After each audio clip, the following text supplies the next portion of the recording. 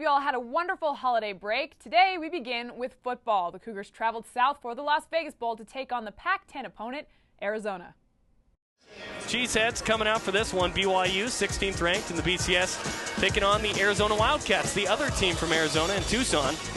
Arizona started the scoring with the 1-yard plunge, went up 10-0. Harvey Unga made it 10-7. Midway through the second quarter, missed field goal by Mitch Payne. BYU had trouble with turnovers and missed field goals in this one. Opening drive of the second half, the Cougars would take a 14-10 lead. That's the last time they would see the lead. Long bomb by Willie Tuitama. First bowl game in 10 years by Arizona. Bronco Mendenhall looking to make it 3 bowl wins in a row for the first time in BYU football history. 10-point advantage for Arizona, and then Tuitama put the icing on the cake there. BYU would score again, but too little, too late. 31-21 loss in Las Vegas. On behalf of our team, a 10-3 season is a solid season for us, but certainly the standards for our program now are much higher than I think they were, even though I acknowledged at the very beginning when I got this job, it's to win conference championships and then be competitive on a national basis, and those are still the standards. So I don't think you'll talk to any of our players that feel great about 10-3. I think that you'll find that most of them are anxious to get back and improve. You know, it just basically came down to execution.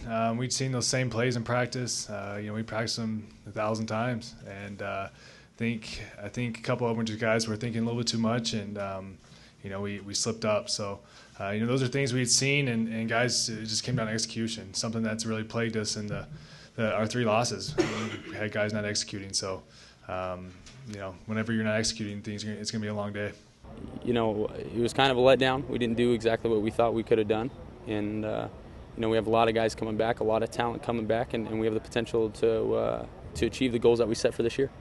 It wasn't the way we wanted to end this season, but we had to pick our heads up. We had a good year, 10-3. There's all kind of teams across the nation that wish they could have had a record of 10-3. We faced a good Arizona team today. We've made some mistakes on offense, defense, special teams. So we lost as a team. No individual lost this game for us.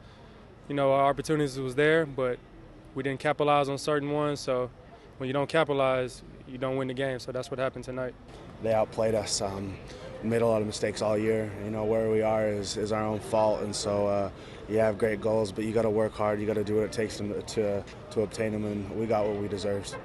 To be completely honest with you, it's everybody can come out and say we look at it as a positive. We won 10 games, but back in my mind, I'm looking at it as a disappointment.